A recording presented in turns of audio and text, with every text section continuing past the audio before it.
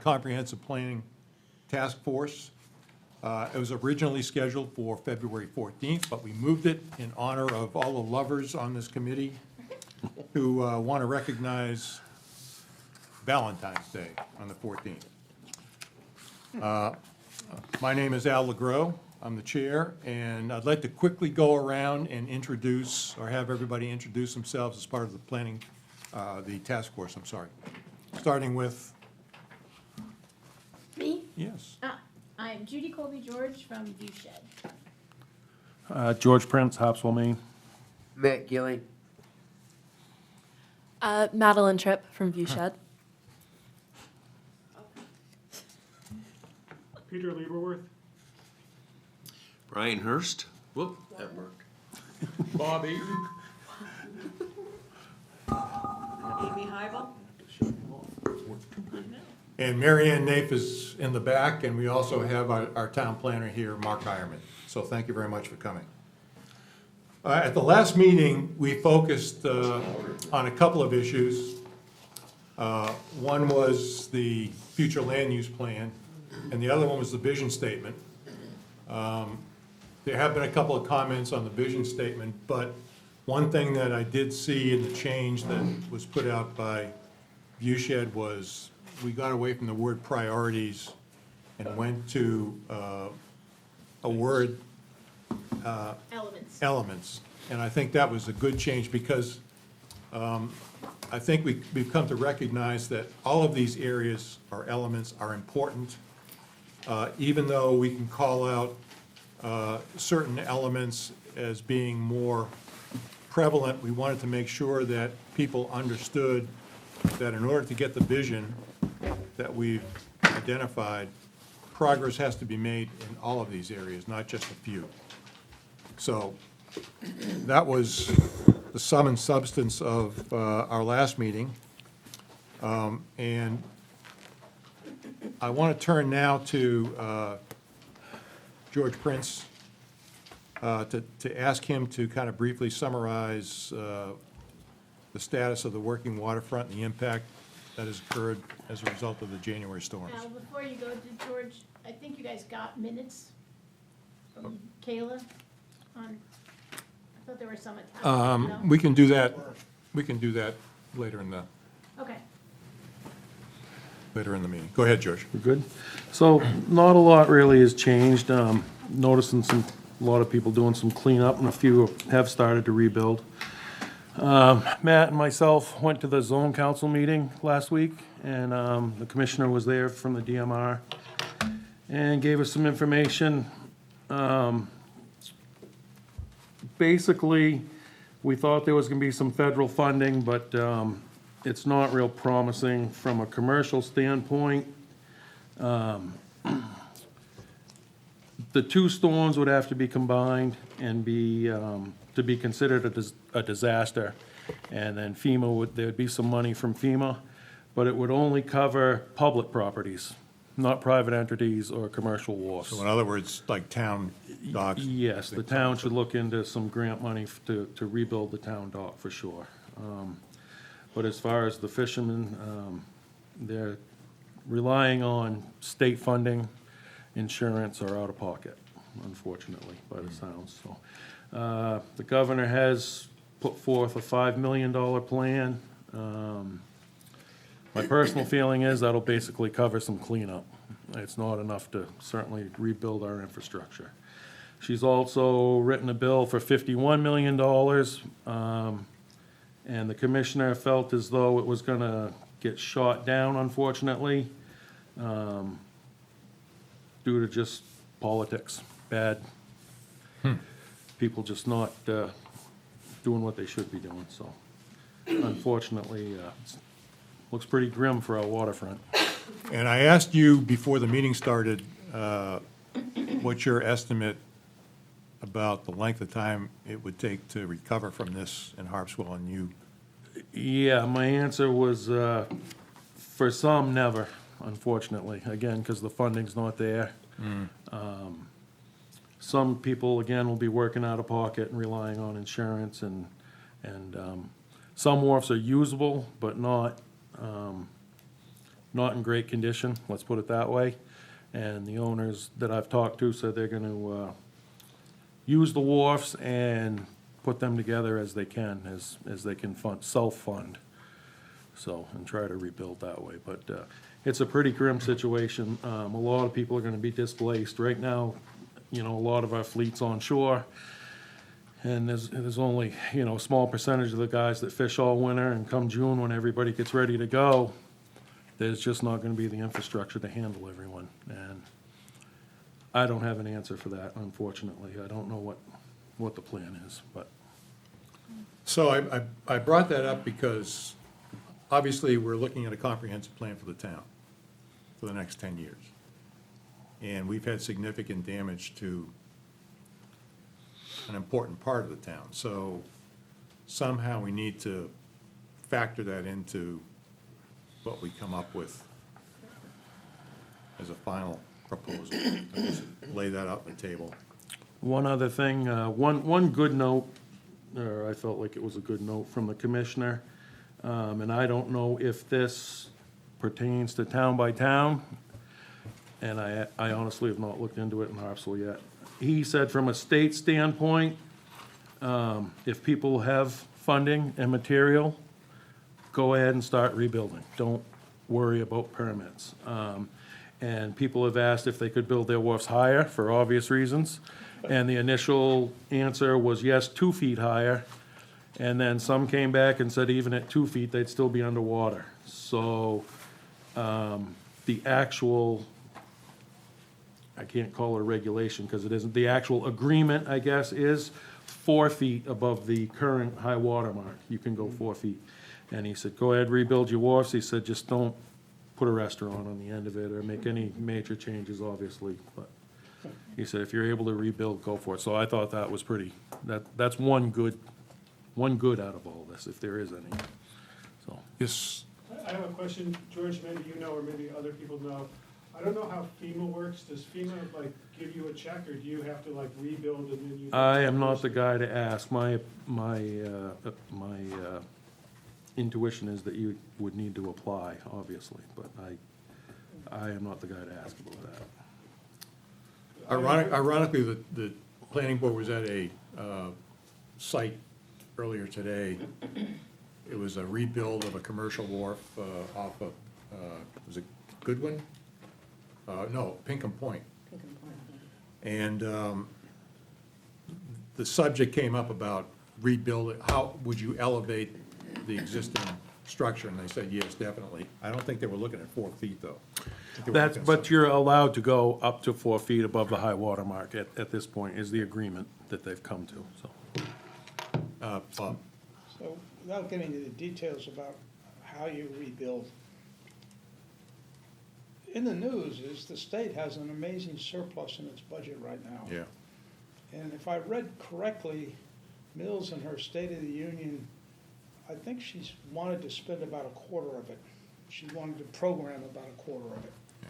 The question is, where's the hesitation at a state level to taking some of that surplus and helping wharf rebuilding?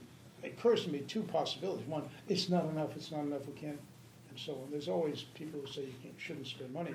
And other people say, well, it's the moral hazard argument. Why should we help some people when we don't help people in other situations? But what is the hesitation? And can you speculate? I honestly can't, but that was I guess what the commissioner was trying to stress. Maybe Matt has a better outlook than I do, but he called it politics, and it's exactly what you said. I mean, how do you pick and choose?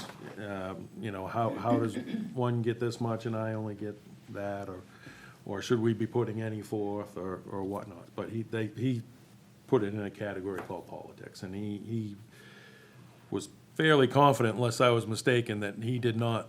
Yeah. He wasn't real sure the bill was going to pass. It didn't sound good to him, put it that way. Because 3 communities were highlighted in the articles I've read for the state, and Harpswell was sure one of them. Was it? Yeah, Korea got pounded bad too, I Yeah. know, so. Yeah, Stonington too. And North Stonington, Stonington, where they had over, what, 10 million in I damages? think so, yeah.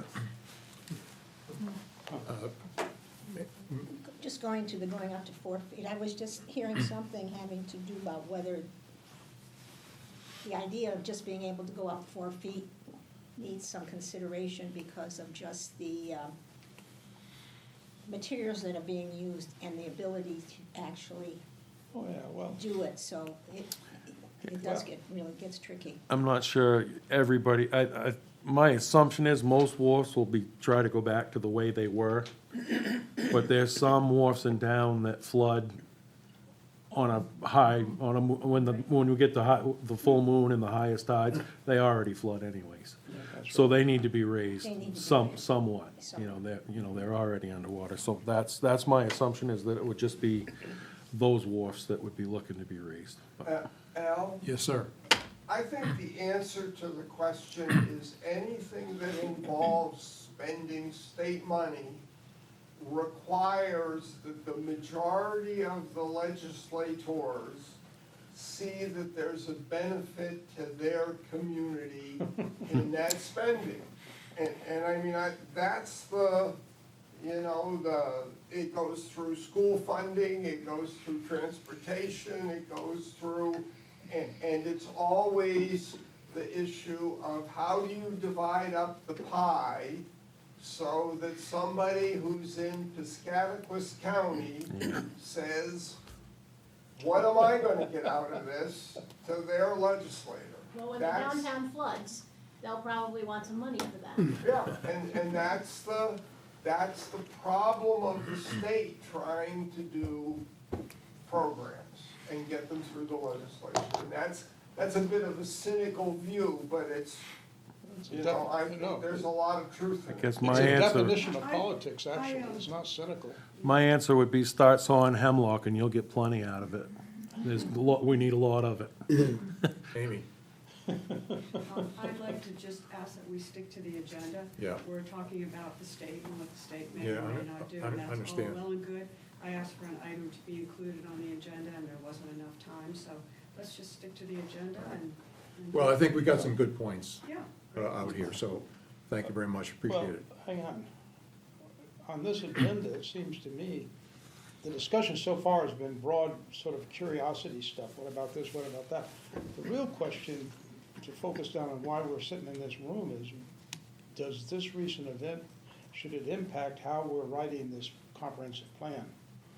And I think that's a valid question. It may not have been on the printed agenda, but, I mean, I think that we need to look at that if we want to put it off to another time, but not to just sort of now Yeah, say, well, that's oh, why we I just brought- dealt with the flood. That's why I brought it up in the first Yeah. place. I thought it was important for us to at least think about it, because it is important to the next 10 years, the comprehensive plan and so on. All right, we've talked a little bit about the last 22 January meeting. Minutes were sent out by Kayla. Do I have a motion to approve the minutes for the 22 January meeting? There was one of the minutes that, I Yes, was, as corrected. was that corrected? Matt Gilly was not recognized as being there, but he actually was. So with that correction, does anybody have any other corrections for the 22 January meeting? If none, all in favor? Okay. 22 January minutes are approved. Old business. Interior zone. Judy? So, last time we discussed some options and, for the interior zone, we had agreed that the other zones were pretty much where people wanted them. And so we discussed it, but we didn't get to a conclusion. So we need to continue discussing. I will point out that you've gotta pick a future land use plan tonight, like, there's no more time. Because the entire plan has to be ready by March 6th, so that means you have one more meeting, February 28th, to discuss the rest of the plan. So tonight is the night to get the future, so that we can get the plan written, we need a future land use plan to be approved by the committee, so tonight is the night. Does everybody have a copy? And I have of- copies of the most current version. What is the date, what's the date on the? February 9th. I emailed, everybody got it in their email. I got So it. that was the one from last week, so you'll want. I have one. Everybody I have one. This one? Does anybody else need one?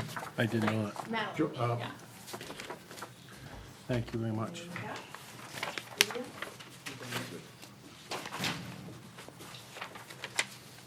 All right, Judy, why don't you kind of guide us through this quickly so that we can, Okay, so last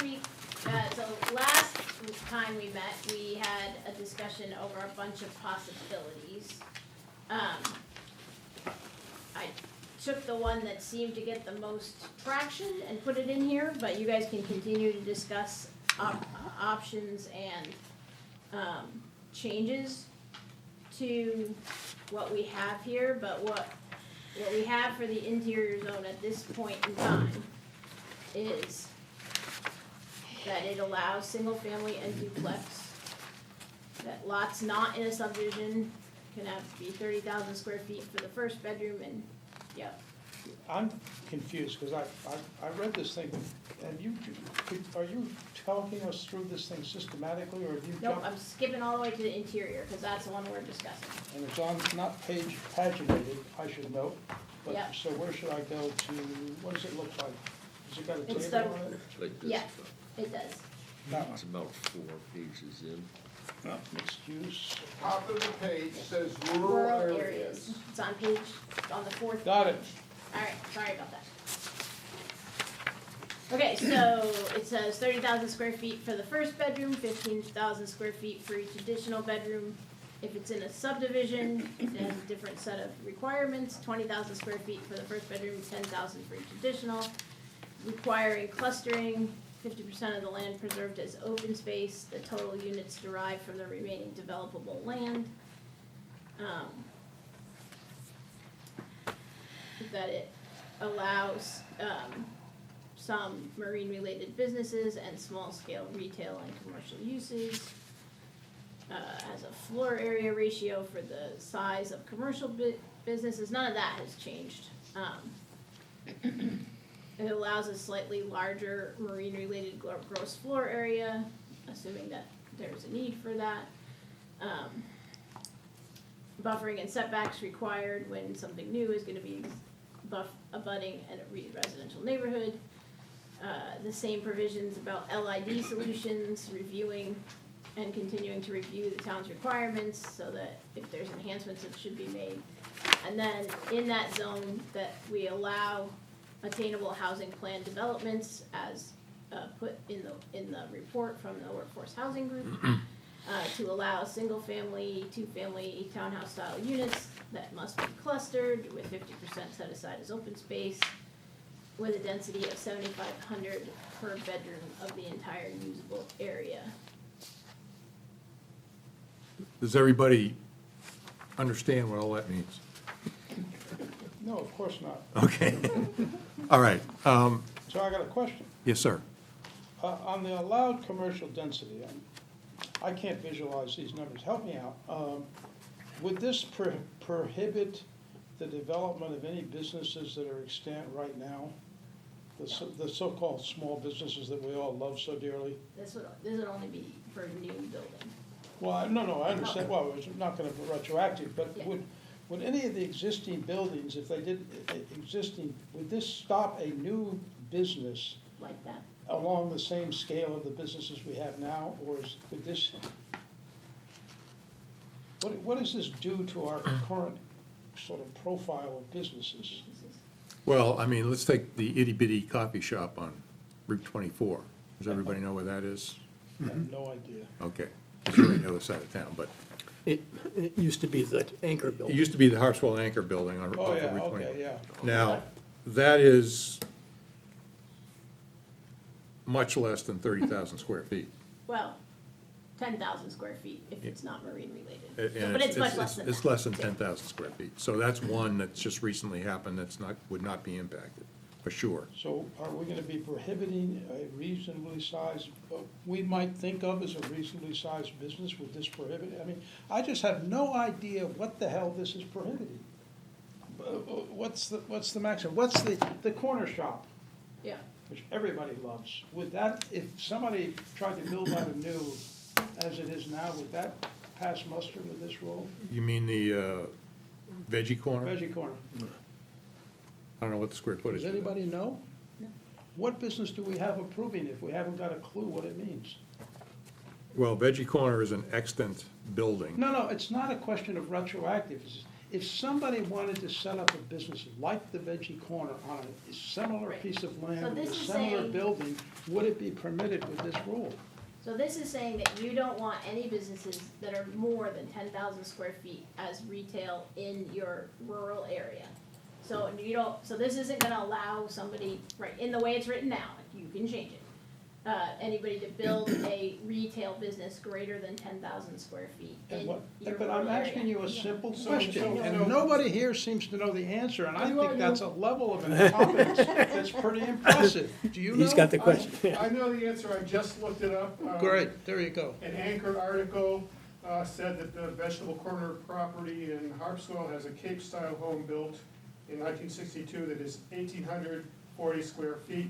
The adjacent market, which was converted from a former garage, is 1,820 square feet. So So what does that's that a mean? total of, It could be 5 times the that's- size of Yeah, that. so we are allowing something 5 times the size of the veggie corner. There, now That's what we're you talking needed. business. Okay. I love it then. All It's right. fine. Why does nobody seem to have a clue until the question is asked? Can't visualize it. Okay, I'm gonna ask these kind of questions, because it seems to me that we're just taking numbers that we can't conceive of and approving stuff because it sounds good. okay. Just along those same lines, with the allowed commercial density, just to make sure I'm following along, we'll just use the Veggie Corner and we'll call it 4,000 square feet. What size lot would they be required to have? Because that's based on, like, to have a 4,000 square foot, Yeah. they have to have a certain size lot based on that .125 ratio, correct? Yes. 32,000 square feet, right? Yep.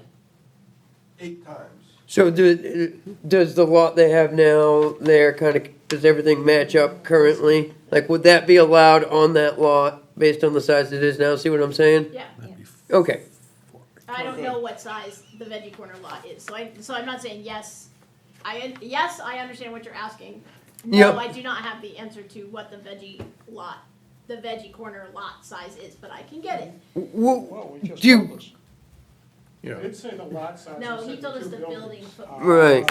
So, I mean, I guess that's what I'm trying to get a visual of, is what, like, how many square feet, like, what size building is gonna be on an acre, we'll say? I did create those numbers by looking through the data, but I don't have them on the top of my head. I'll look it up. But, so I did look at what the largest size of businesses was and what the average size of businesses was, and tried to make it so that it fit sort of what you had.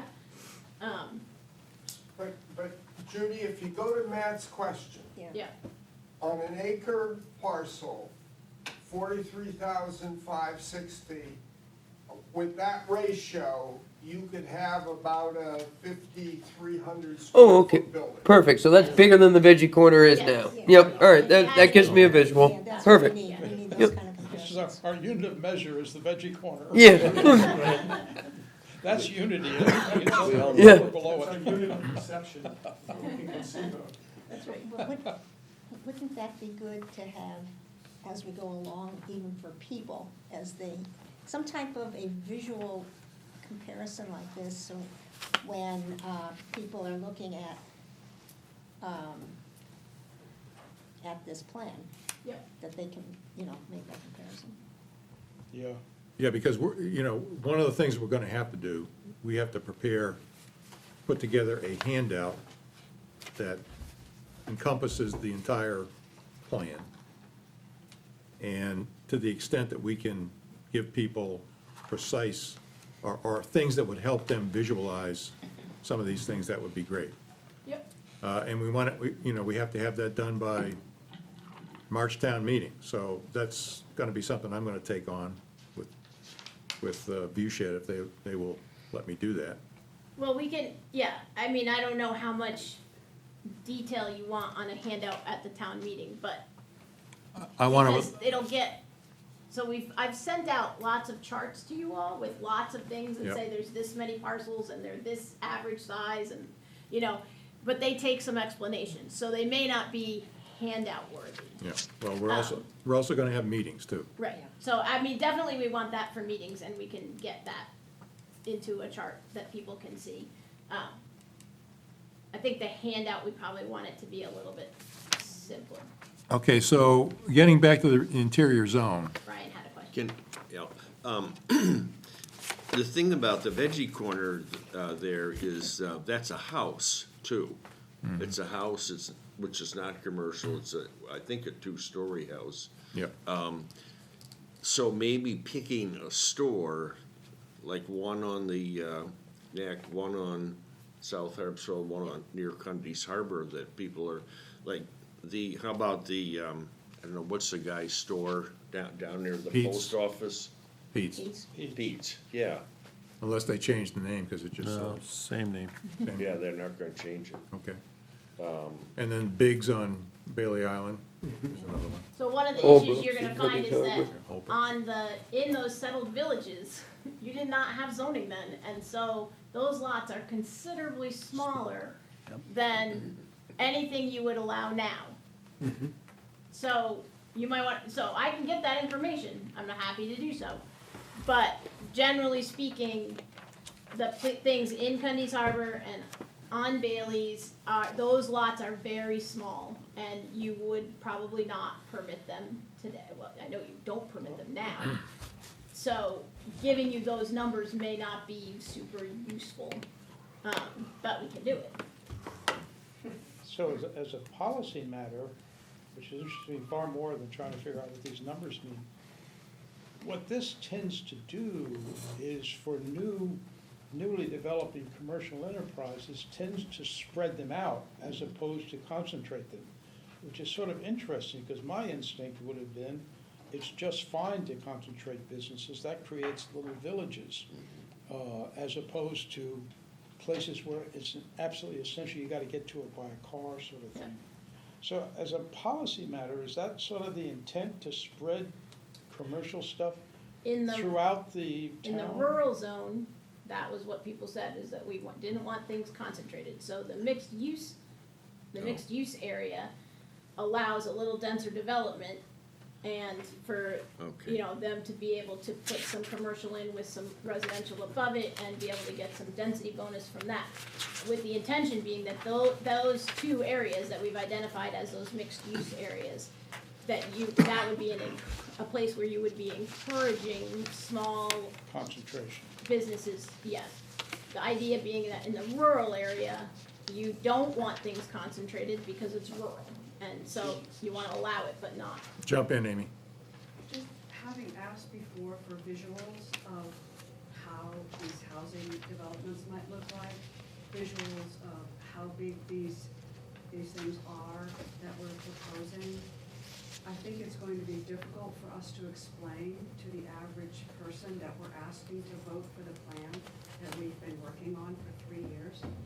If we can't explain to them what it's going to look like, then I think that we run the risk of not really doing our homework. And so is 5,000 square feet the size of the Walgreens in Brunswick? Is it the size of something else? I don't know, but I think we need to understand that. We need to have some design guidelines, considerations. Without that, it does make it difficult for each one of us to envision what this is gonna look like. And the mixed-use zone, is that actually where? Well, we already have mixed-use zones, whether you want to call it. We do, and how is that been working for us? Is that, maybe it's been working great, I don't know. I think but it would be great to have some visuals and just some schematics that would help us to explain this both to ourselves and to people that we're hoping to support what we've been doing. Judy, the mixed use exists now, I don't see it in this document, that's because it's left alone? It isn't changed? No, the mixed use is because the interior zone, which is everything not your shoreline zoning right now, allows any kind of business development it's all mixed. What we did in this future land use plan was create 2 areas where we looked at creating a little more density. Can you put that on the screen so we can look at that? Yep. Maybe, we're all thinking about the same place, we're all looking at the same thing. You could zone that. That there's so many things out there, we could do anything we want out there, Except live. except live. To breathe. Sure is beautiful though. It's gonna take me a minute, so you guys can keep discussing. Okay.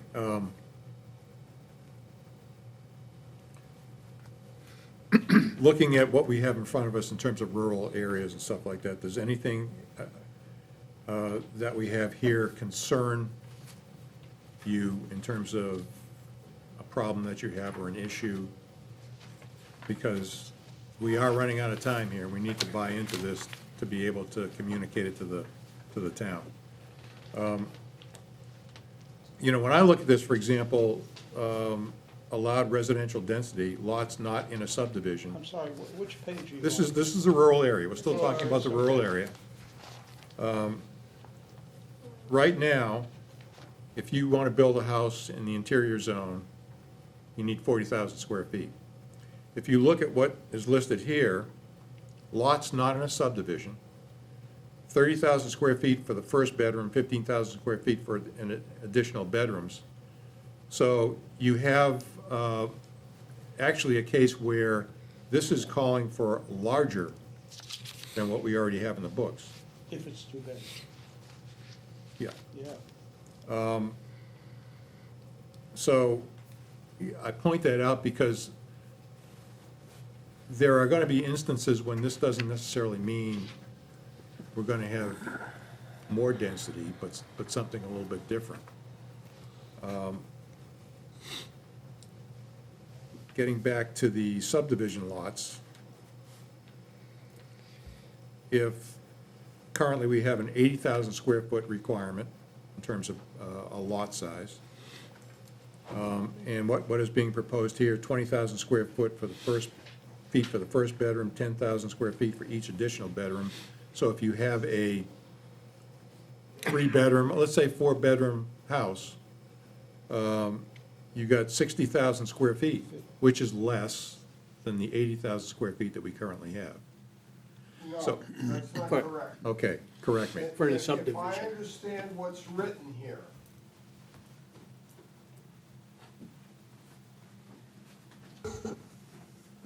Yeah, it says additional bedrooms, so you'd need what 45. this says, and Judy, correct me if I'm reading this wrong, this says that any subdivision in the interior district has to be a cluster development. Of that, 50% minimum has to be set aside as open space. The numbers of 20,000 plus 10,000 would say that for a 4-bedroom house, you would need 50,000 square feet, but that's based only on the 50% or less of the lot that's developable.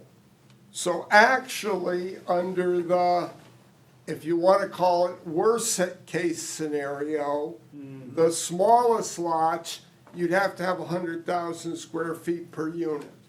If you set aside 70% of the site as open space, then taken over the whole thing, you get even fewer units because you would be applying that 50,000 square feet per 4-bedroom home to only 30% of the lots. Mr. Chair? Yes, ma'am. This is exactly what I'm suggesting. I don't really understand what Mark just said. And if I'm trying to explain in town meeting what this proposal is without a visual, you can forget it. We need to see what this looks like on a plan view. It would be so helpful. I'm not saying it's right or it's wrong, but it would just be so helpful to clarify. Judy, could I ask you a question? Now on the single-family duplex, the box under discussion, what was the intent, over and above the numbers, what was the intent of going from the single house allowances to the 30-15 rule? And what was the intent in the subdivision? Just in a simple sentence, what was the intent of this new phrase, of this new approach? So it was basically to allow for there to be cluster subdivisions. So right now, you're allowed to build cluster subdivisions in Harpswell, but most people don't, they don't have to. So this was gonna force, if you're gonna build a subdivision, so anybody who wants to build more than 2 lots, that they would have to cluster it, and that would preserve a bunch of land to Okay. maintain your rural character. That was the intent. That's very helpful on the subdivision. What was the intent on the single-family houses, single-family duplex, 30,000, The intent was that a 2-bedroom house would still be about the same size as what you require now. And so that if people wanna build a small house, they can still go ahead and do it with 45,000 square feet, which is about, right now it's 40,000 square feet for a house.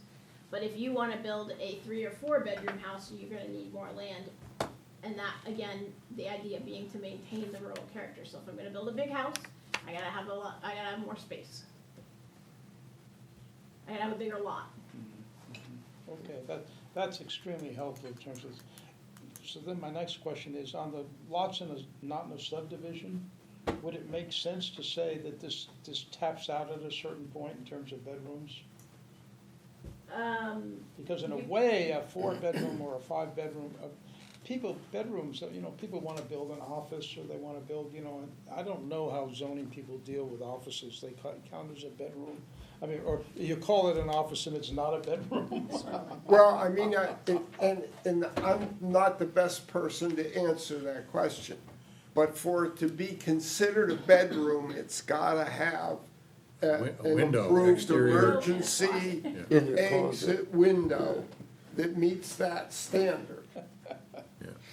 So, would it make sense to put a limit on that? Because in a way, what you could be creating here is for those people that want, people want to build a 5-bedroom house with toilets in every bedroom, and the whole goddamn mega mansion sort of thing. It's gonna demand that they buy up an awful lot of land, and you're gonna have estates. It's gonna look like Texas. Not El Paso. But just to Bob's point, I think the limiting factor right now is what your septic can handle. That's a whole nother subject. yeah. Our particular property, when we built, they could only handle a 2-bedroom That's interesting. septic. Right, and your septic system, if you're putting a new septic system in, is sized based upon the number of bedrooms in the unit. And if you go to the subsurface wastewater disposal rules, it says you gotta have this amount Yeah. of flow, and for each additional bedroom, you add additional flow, and then you design the system, and particularly the leach field, to accommodate the disposal of that based upon the number of bedrooms. So in a new house, there is a declaration, if you will, in the septic permit of how many bedrooms there are. Okay, yeah, go ahead. It sounded to me like, when Mark was describing this subdivision and 50% not built on, that it might discourage subdivisions, which personally I think would be a good thing, but is that? Well, here's what I'm gonna say. My professional opinion is the current 80,000 square foot requirement for lots in a subdivision versus 40,000 square feet for lots not in a subdivision results in many property owners working very hard to find ways they can create lots that are not part of a subdivision. And I believe Judy gave you information maybe 2 meetings ago or 3 meetings ago that said in the last 10 years, something like 65% of new homes have been built on non-subdivision lots.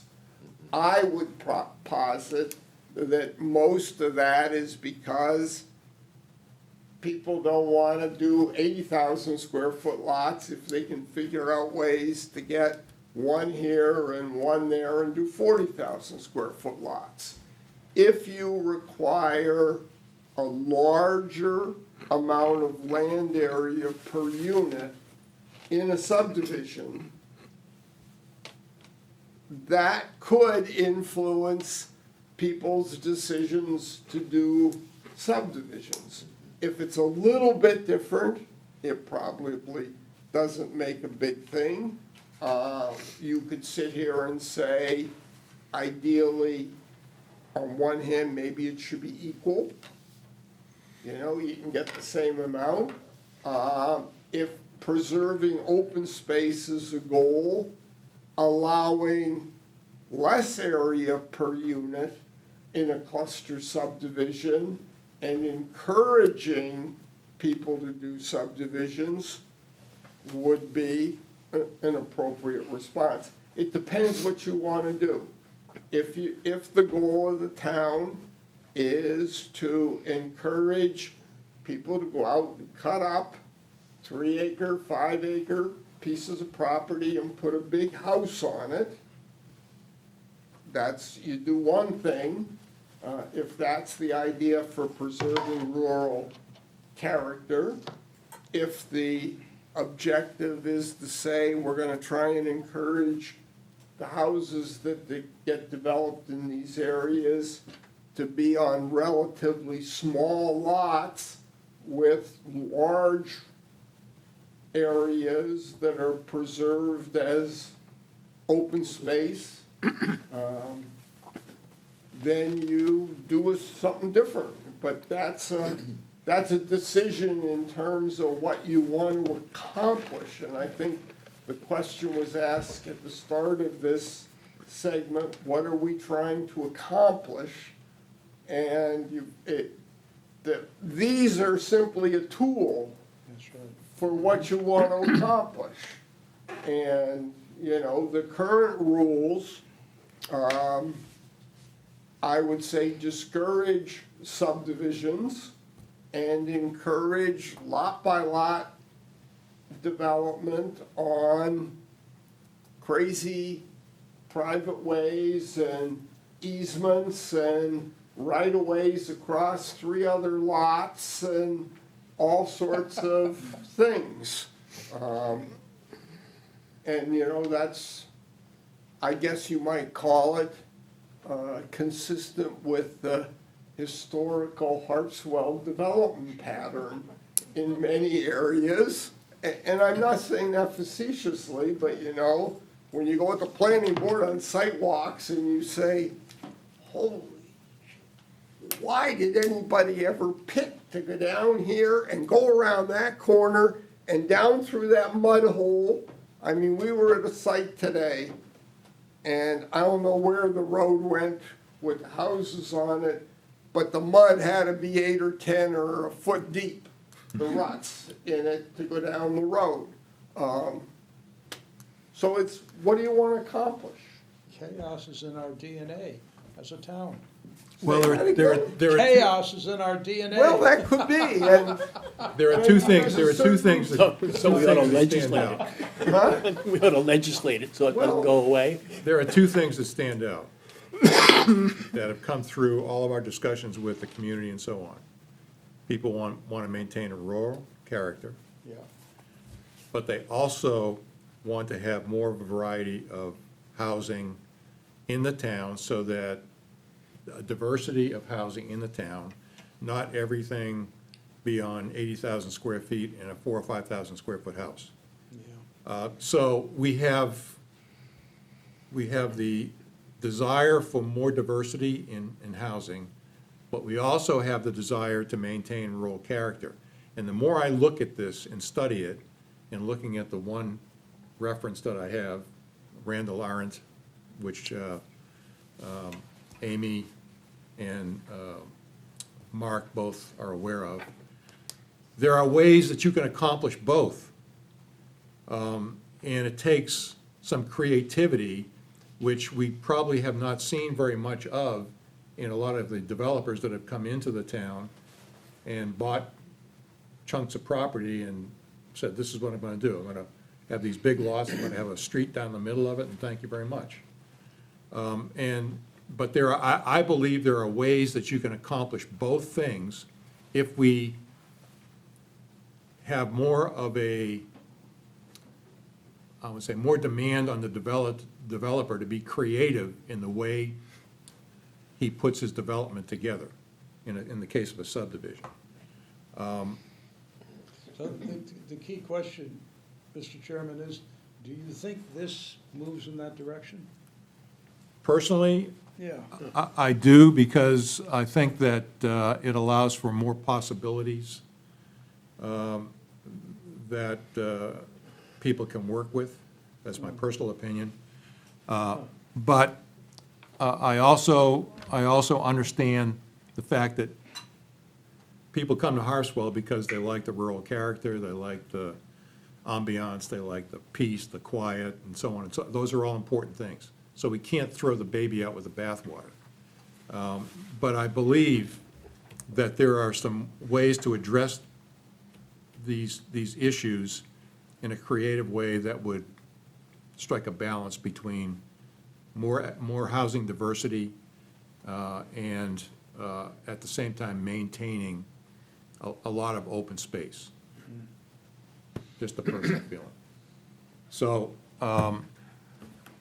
you know, I know we have to come to consensus on this, and I know it's, I do believe, Judy, that the idea of visuals are gonna be really important, because if we can't Yep. wrap our heads around this, there's no way we're gonna be able to explain it to the community. Right. So we need, I would like us to do that. Let's come up with some ways to show, here's what we can do with implementing something like this. And we can lift things maybe from Arndt's book, which there are examples that he actually comes up with and says, here are some ways that you can arrange a subdivision, for example, that would preserve a lot of open space and have different types of homes in the process.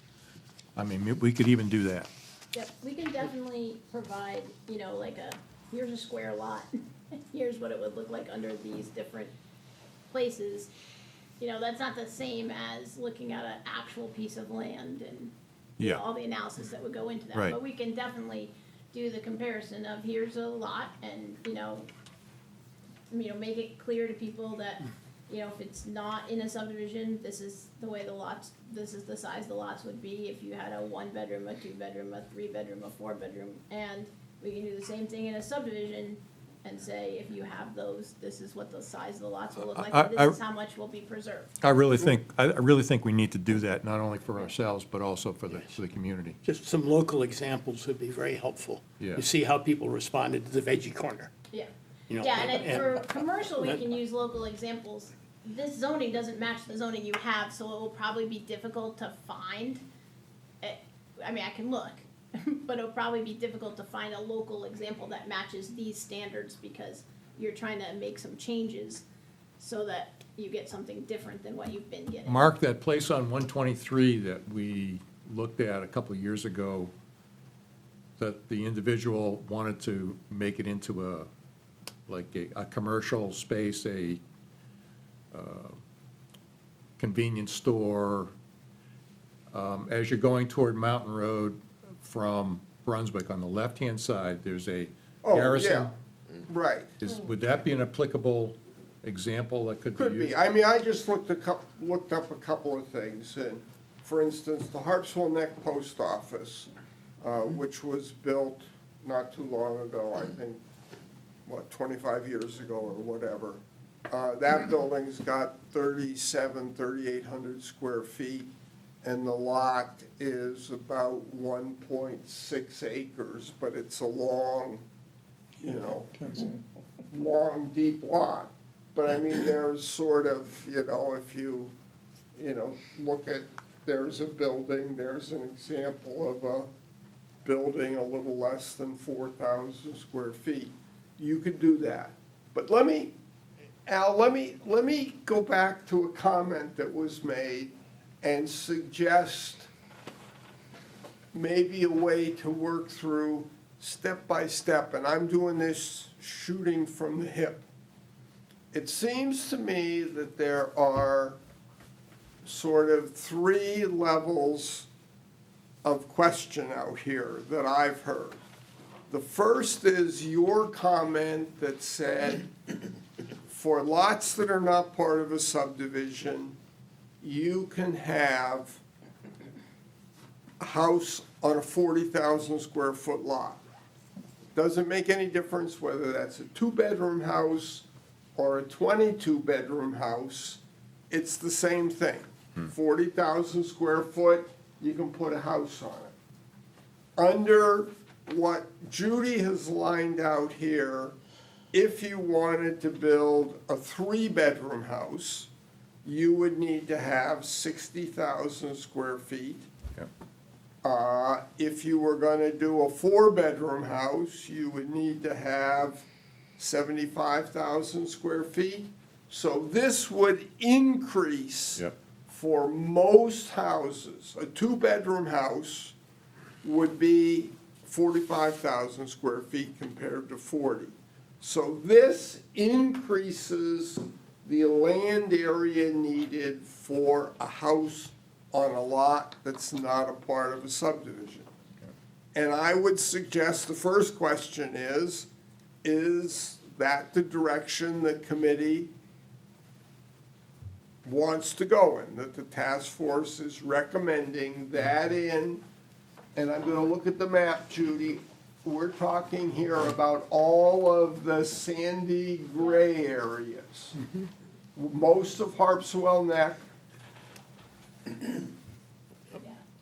Everything except for where it's yellow, pink, or orange. right, all up through the Great Island, coming down Cundy's Harbor Road, all of that area, this would increase the lot size per unit for anything but a 1-bedroom house, and the chance that we're gonna see any significant development of 1-bedroom houses is probably very small. Somebody Yeah, might nobody choose does to do that. one, but, so I think that's a first policy question.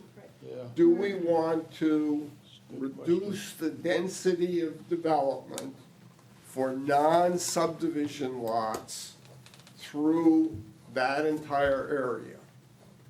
The second question then becomes, if you have a piece of property and you want to divide it into more than 2 lots without playing the 1 lot every 5 years to avoid the subdivision requirements, or you don't want to kill grandma off and deed it through the exemption for, settling an estate or what have you, do you want to say that all subdivisions in that area should be cluster open space subdivisions within which a substantial portion of the parcel has to be retained as permanent open space?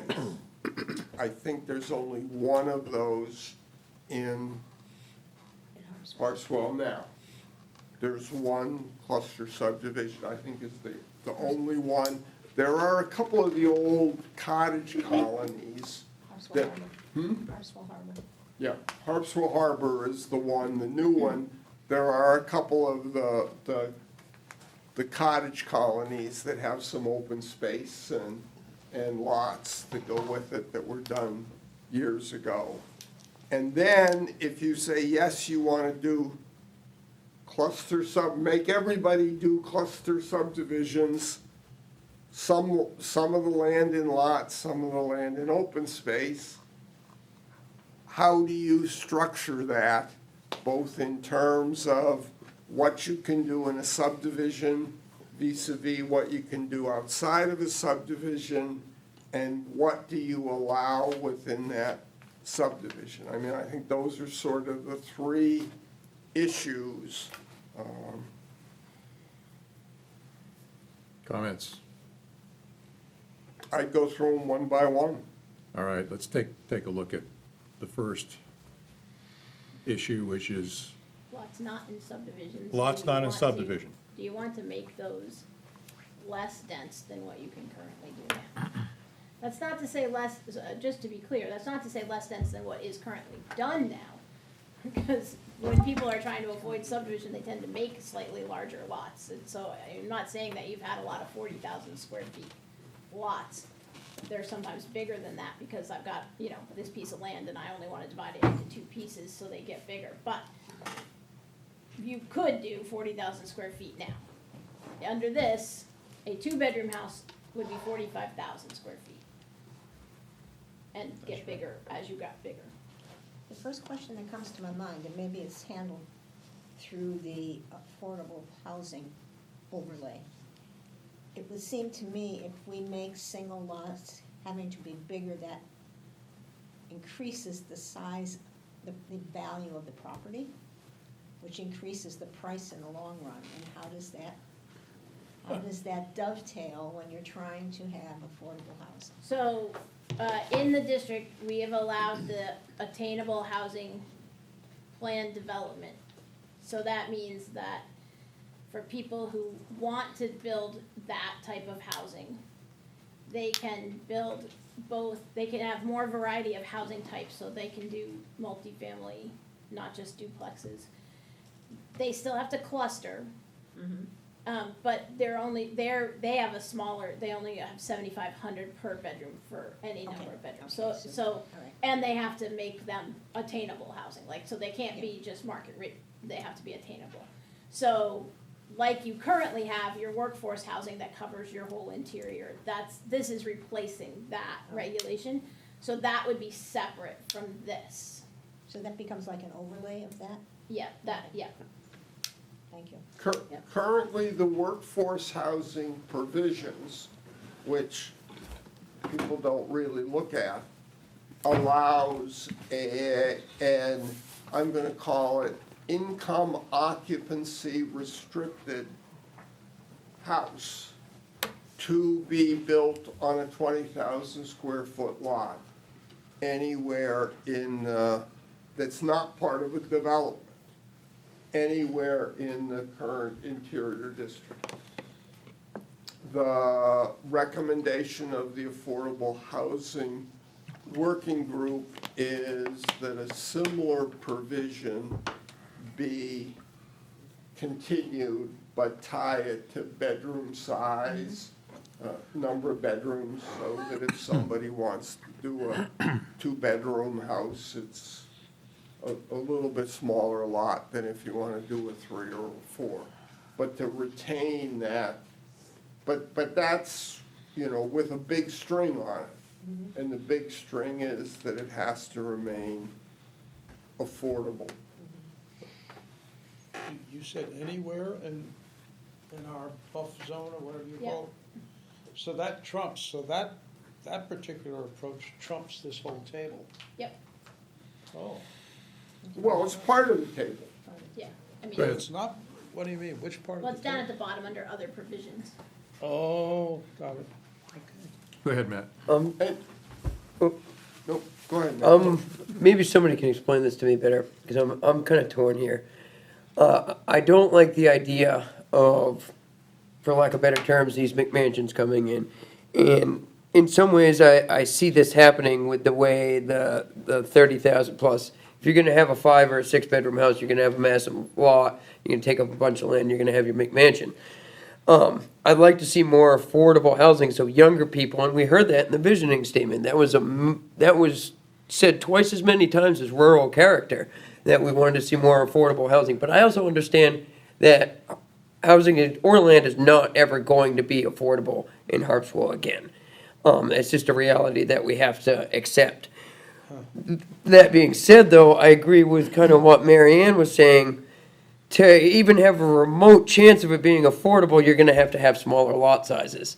So how do we accomplish Yep. by those things, if that makes sense?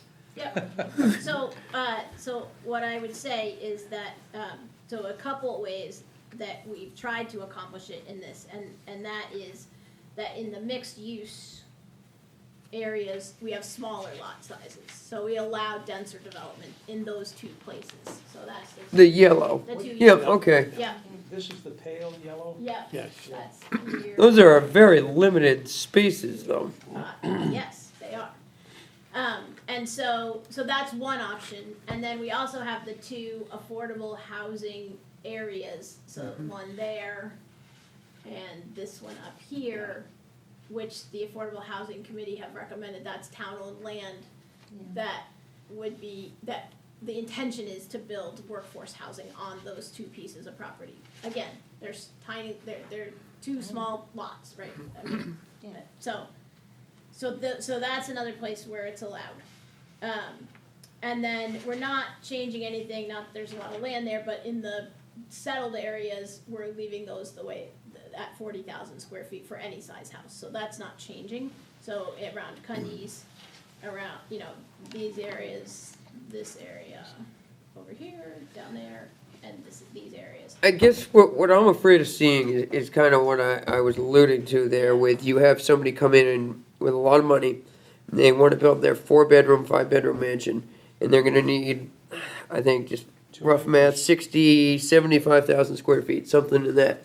So, I mean, you're at a couple acres at that point. How much access are we going to lose across that open space? Because now they have to buy a bigger lot, they have to take up more land, that's now, that's where my concern lies, is with, because the people that are coming here have that money, to buy the bigger lots, to build their McMansions. They don't care if they have to buy an extra 15,000 square feet for a bedroom. They have that type of money. So in some ways, I guess the 40,000 square feet, where it is, Yeah. it kind of limits that. So you could definitely make the choices to make numbers that match what you already have, right? We could change it, we could make it just straight up, not do it by bedrooms for the rural area. I mean, those are options that you have. The other thing is that what this intention is that we would make the subdivision lots more appealing to build, so that that accomplishing the two goals of preserving land to maintain the rural character of the town, but also allowing smaller lots. That And we makes can sense. make them smaller than we've made them here, but, by allowing that clustering, you're gonna allow for somebody who wants to build a subdivision to build, smaller lots with lots of open space protected. Even if somebody wants to build 5 bedroom houses, they're still gonna have to protect 50% of the land area if they do a subdivision, right? If they're gonna do any more than 2, then that's what will happen. Okay. Could I ask Matt, you use the word access, you mean access to the waterfront? Access to anywhere, like just public access and period, just to go hike across, there's a ton of, growing up as a kid, I used to walk across, I could walk down from one end of the harbor road to the other and never cross a road, and that's changed, there's a lot of those trails are gone, stuff like that. So, I mean, I don't think people realize how much access there used to be that is now gone in this town. Oh, yeah. And that's only going to go by the wayside as more of it becomes private property. I have a question. So if we have smaller lot sizes, how is that going to improve your access? One of the reasons that we had access was because we had really large lot sizes, like hundreds of acres, dozens of acres. And people allowed folks to walk across their land because they knew their neighbor. I disagree That's gone. completely. If I can just finish, please. I don't see that your desire to make smaller lot sizes is going to achieve the goal that you just stated. In fact, I think it works against it. And there are, I just ask that you maybe consider that. Well, I disagree with your statement because I look at the access I had down in the harbor growing up, and those are all very, very small lots, you know, and everybody knew everybody, you know, and there was a neighbor connection there, and there was access that was granted. And now I've seen people come in and buy 2 or 3 of these small lots, combine them into one, tear down the 3 houses and build one great big McMansion, and I have no access there. So I've seen the complete opposite in my experience. I think smaller lots, you get more of a community sense because people are closer together. And if Mark. And let me muddy the water just one other degree. that's what we need.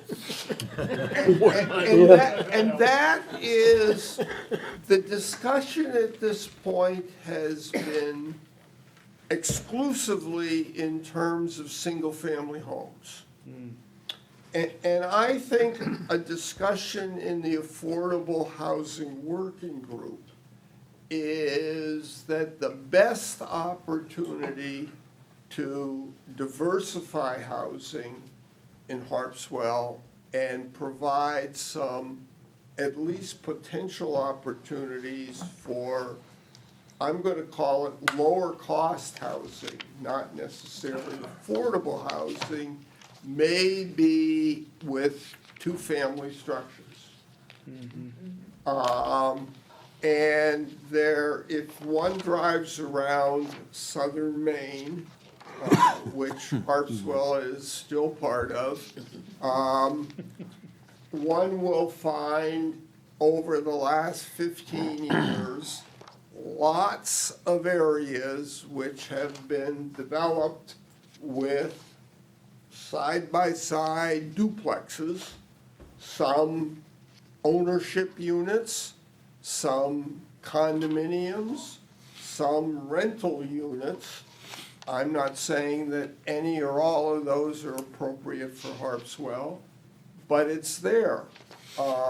And some of those are 2-bedroom units, some of them are 3 or 4-bedroom units. I happen to live in a neighborhood that has side-by-side duplexes attached to create fourplexes because they're not multifamily units in terms of the fire code, and don't need to be sprinkled under state law, or state rules. But some of those are 4-bedroom units, some of them are 2-bedroom units. But that, how you treat duplexes, 2-family units vis-a-vis single-family homes may create some opportunities. Some of them may be the Matts of the world, whose family says, oh, he doesn't have a place to live, the poor man. We can build something as part of our property and convert it into a 2-family house. Maybe he doesn't want to live with the rest of the family, that's his choice. But, you know, you can create some opportunities potentially for people to do duplex units if you make it reasonable for that to happen. Would it have to be a duplex, or could it be a separate building, like we call them in-law suites? Well, Not and attached. I'm talking about different from accessory dwelling units. I'm talking, you know, the accessory dwelling unit is, people don't understand that the town outside of shoreline areas currently does allow accessory dwelling units. They're limited, Georgia, I'm doing this from memory, but I think to 700 or 750 square feet. But, you know, But the difference is that an accessory dwelling unit is on the same lot. Right. It's part of the lot, one lot. A duplex is actually 2 lots. no, not unless it can all be on one lot. But the house can be owned by Oh, two people. two people, Yeah. as opposed to an accessory dwelling unit, where that is not the case. Right, exactly. So there And is so some- there might so be there's some possibilities. You know, equity investment in a duplex that somebody can have in that they have ownership of it. Is there gonna be whole bunches of people that run to Harpswell to build two-family units? No. I guess my question was based more on a family and then the kids grow up and could you knock out a section of your property for them and put another building on there? I guess that's my question. How is this going to affect that? I don't know the answer to that. It depends. And that's the what goal, you- that's the goal, that's where the issue is, that's where Matt and I are coming from, where we'd Yeah. like to, we still wanna be able to do that. Right. Yeah, yeah. That's the only way we're gonna achieve affordable housing for, otherwise it's what you called it, less expensive housing for other people, so. But I fully understand that it's never gonna be affordable in Harpswell Yeah. ever again. Okay, at this point, I'm not quite sure What Where I we want- are. where we are and where we need to go here. Go back, Alan, ask the first question. Wait a Answer- second, before we do that, there just seemed to be something here. Like, Matt and George were very clear about something that would work for them, and we don't know if the current plan allows that or not. So I would ask Judy if the work we've done so far would prohibit that or would allow that under some circumstances? Do you have an idea right now? Well, we're talking, so far we've been talking about the rural zone, the interior zone. But in general, So in that case, if you had a lot and you wanted to break off a piece, the smallest piece you could break off would be a 30,000 square foot, one bedroom house. You'd need 45,000 square feet to build a two bedroom house and break it off as a separate lot. so that would be, It's still an acre, I mean, That's an acre, that's yeah. not that much. No. I mean, Yeah. somebody's got 4 or 5 acres, one Right. little And you're corner of an home acre is free. nothing really. I mean, that's, So they, it so can be that done. can That's absolutely be done, and two-bedroom that's, house. doesn't, That's that's not reasonable. subdivision if you do one of those lots every 5 years. Well, That's actually, and if it's a transfer within family and whatever, Mostly that's is. exempt. And Exactly. So if there's, it's so a there's ways within homestead a that's family that are exempt, different. then, Yeah. I mean, there are lots of That's reasonable. opportunities to do that. Yeah, if somebody owned a 10-acre lot and they wanted to subdivide it, that included providing a lot for their kid, but they also were gonna sell off, a couple other ones.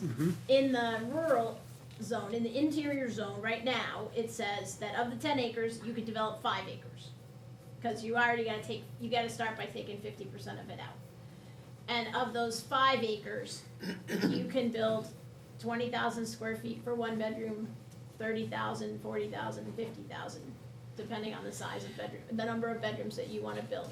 So getting up to about an acre for a 3-bedroom house, a little less than an acre, would allow you to do that, but the total amount of land, so part of this is, yes, those lots are smaller, but because you're knocking off 50% of it, they're really twice as big, right? Mathematically.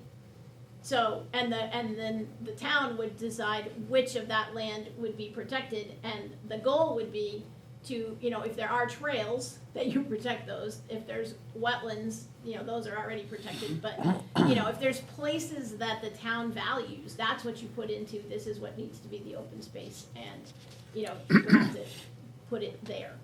You can't just make it some sort of trash land in a skinny little thing around the outside, and you can set those rules. so I have two takeaways from your answer. One, we can do that under a set of circumstances. And two, almost everything I've heard tonight, this is just me and I could be very confused, is generally speaking, the things we set out to do that we're revisiting now are available to us in this plan. I think we've talked about it a lot, and I haven't heard yet, oh, here's a showstopper, we want to do this, but we can't do it. Right? So I'm just making that, second one is an observation, doesn't mean there won't be others. So I think you're still at that first question, though, of, for lots not in a subdivision, this is gonna make those lots a little bit bigger, or a lot bigger if you wanna build a 5-bedroom house. So those lots will become a larger size. They will be done at 1 and 2 at a time, because otherwise there'll be a subdivision. Is that what you wanna see? The intention was to maintain some spacing between things, some rural character, not getting very dense, in that interior zone. Bob? There's no guarantee. Bigger lots from one point of view, well, that probably means more rural, but I'm familiar for rural Maryland, between Baltimore and Washington DC. People have gone out there, bought up 15, 20 acres, put a big house on it, and then clear cut the damn thing, clear cut it to make pastures so they can pretend they're a horse farm, or doing all sorts of stuff. But the point I'm making is you can only take it so far on what the consequence of these rules are. Yes. And human beings are probably gonna screw up your best intentions. And I just take that as a given. So my instinct is not to increase the sizes too much. This seems not to be a massive increase, but, and I'm much more interested in the subdivision section. I'm also mindful of the time and the statement that was made at the beginning of this meeting, we have to decide tonight. I think, first of all, in terms of presentation, we have to be look at this discussion. We've been bouncing all over the place. I'm picturing us being at the town meeting, what's gonna happen. And it seems to me we have to have a very clear statement of intent. And that'll help people at least frame what it is all these numbers mean. And that's why I asked the question, and it helped me when you said, oh, look, the intent was. So I think a very clear, what does this task force, what is our intent on this and stuff? And I think there may be 4 or 5 points we could all agree upon, and then say, and this is how we think it'll work, but we recognize that this may require modification in the next 10 years through some zoning agency, task force, whatever that is. I don't know where that, and this is the last point I'll make, the problem I keep having is I keep getting variations of an answer on the question of how much does the comprehensive plan, once it's approved, stop a zoning task force from saying, you know what, given the intent, we think that the numbers here on this table should change, and we're about to do it, and we can do that. If that kind of flexibility exists, I'm much more open to all these numbers.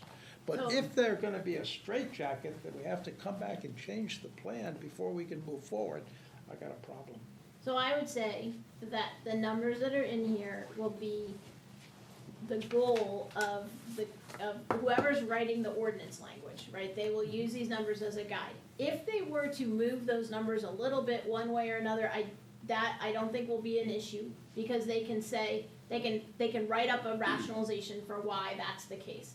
If they wanted to change them in some substantial way, then they would have to also amend the comprehensive plan at the same time as they approve the ordinances, which is also not like the worst thing Not in the impossible. world. People amend their comp plans with, And regularity. And I will make a statement that I may someday live to regret.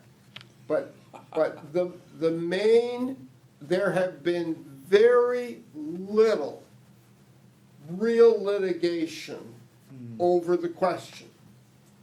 And because of that, the Maine judiciary is not well-schooled in the issues. And I think many of the municipal attorneys that work for towns would say, literally, it depends on who the judge is. Some of them understand the issues, some of them have no idea what zoning is or how it works or what have you. And the question of how narrowly, how broadly, there was a decision in Portland where people said, I can't believe that the judge said you can do something that the comprehensive plan says you can't do. but the judge said, well, over here it said we want to promote small businesses, and so you can have a small business in a residential district where it's not allowed. Why? Who knows? So in a way, what I'm saying is you can't answer that question with any, certainty as what's gonna happen. I think the other thing is you have to be aware of that interrelationship between the comprehensive plan and the zoning. But I wouldn't let it become a straitjacket for your decisions. And I think if we have a preface that's very clear about our intent, that becomes the framework for which the zoning Yes. group may come back and say, given this intent, we think these numbers should change. So I think it would help. And I Yeah. think you must have a pretty good idea, and you go back to our public meetings about what was the intent of the, Right. are there 5 key points that you could draft up to? Yeah. That would be very helpful to me. Yeah, and I think, that's another part of if you decide to do stuff, when you go to do your ordinances, right? And people wanna make changes, the comprehensive plan has, it's not just the executive summary where the numbers are, right? We've got all of the, we've put together reports for you after each public meeting that has recorded what people have said and how they have, and so that can become part of that. And, I think if the implementation committee feels that they're getting out on a limb, then that's when they would wanna say, let's amend the comp plan to follow along with what we're doing. If they feel like what they're doing is right in line with it, with some few changes, because when they got to the practicality of it, they needed to make changes, then they won't need to amend the comprehensive plan to do that. I would add one other thing. I have found in the future land use plan, for example, the introductory paragraph in each section, motivates captures the motivation that we as a task force put into the decisions that we make. I also have a personal opinion. I think having visuals or sizing charts is gonna be very helpful for a lot of people. I think also, though, it's gonna be important to have talking points like those introductory paragraphs. I have found with some people, in similar situations, if you get to the numbers in the charts, you've taken your eye away from the person you're talking to, and you're looking at a piece of paper, and generally it means you either already lost them, or they're already agreeing with you. They're already validating to themselves why you lost them, or, so I think, at least that's in my experience, maybe that's just because I suck at doing this. But I think having those talking points to start with is a good thing. Yep, and we'll take what is written here and add some more detail to it. Mary Ann? Can I ask another thing that just muddies the water a little bit more? When you mentioned the the accessory dwelling units, Yes. a number of people that I sat with in the meetings in the summer talked about, they had this big house and they're living alone, and they'd so much like to be able to have a smaller house on the property and stay there and then have someone, else buy the house. My question is, 750 square feet is a very small house. Have we thought about anything that would promote something like that? I think of 700 square feet almost being like a little too. The ADU, the state law, and Mary Ann, again, I'm doing this from memory, I Okay. think says, under the state law, it's a maximum of 700 or 750 square feet. Because there's no additional lot area that goes with having an ADU. So, right now in Harpswell, if you have a 40,000 square foot lot with a single-family house on it, you can add an accessory dwelling unit on that lot, freestanding within the unit, over the garage, what have you, but it can't be more than 700 or Okay, so 750 that's square what it is. feet. Okay, one of the recommendations of the Affordable Housing Working Group is that there be flexibility for existing homes that the big old house scenario, that there can be 2 units created, not necessarily an accessory dwelling unit. So, and we wrote that into in the future land use plan, that's in the, developed areas. Okay, So thank you. both the working waterfront and the developed areas. If you have a house, a lot of a certain size, and you want to divide your house into a duplex, you can do that. Okay. Amy? Just a quick note, what we're talking about right now is great. It's good that we're understanding the specifics. But we're talking about implementation right now. We're really getting into language that would pertain to zoning ordinances. It's quite specific, and that's fine. But I think it would be great for us to move on, if we can, to talk about, what we really want to achieve in the future land use plan and other things. If we could move on to that. The implementation is awaiting us, and it will definitely be guided by what we're gonna do here. So maybe we could move on. I just want to make sure, before we do that, and I agree. I just have one more thing. Go ahead. I've asked that we ask ourselves what rural character means, because we've talked about it. It's something that people have said they really want to protect, but we haven't amongst ourselves really talked about what that means to each of us. I've done the best I can do to try to stimulate that conversation, and I stand aside on that. But that's a larger question that I think warrants our consideration. And I'm happy to lay that aside, but I am going to say I regret that we have not talked about that. I think it's a mistake on our part, and I'm sorry that we haven't been able to bring ourselves to have that discussion, because I think that underlays so much of what we love about our community and what we want to protect. So that underlays what we love about being able to walk on someone else's land and go hunting on someone else's land and feel comfortable with your neighbor as knowing them and knowing that it's okay with them if you walk on their land. Or to share a driveway with someone, or to know someone who's on the street with you, or to feel like I know who my neighbor is. That's rural character, to be able to have quiet at night and sleep without hearing someone on their quarter-acre lot next door.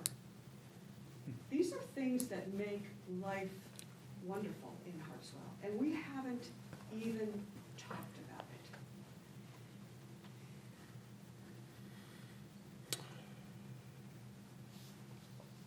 Well, I guess my only reaction is that you're right, it hasn't been a focus of our discussion. A lot of what comes out of the vision statement touches a number of the things that you've called out. It may not meet the list that you sent to everybody, I think, before the meeting. Hopefully, people got it and had a chance to look at it. But I'm done, Al. You don't need to address it. I've said all I need to say. I'll say no more. yeah, I mean, I think it's a good comment, but I hope that in the vision that we come up with, there's enough there that indicates that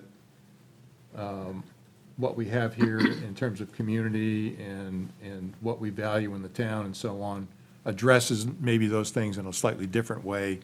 It's not necessarily saying we need dark skies and we need this, that, and the other thing, but I'll take another look at it, and if I think we need to make a left turn or something like that, we'll do it. But I don't know, how's everybody else think? You folks. Please, don't do that.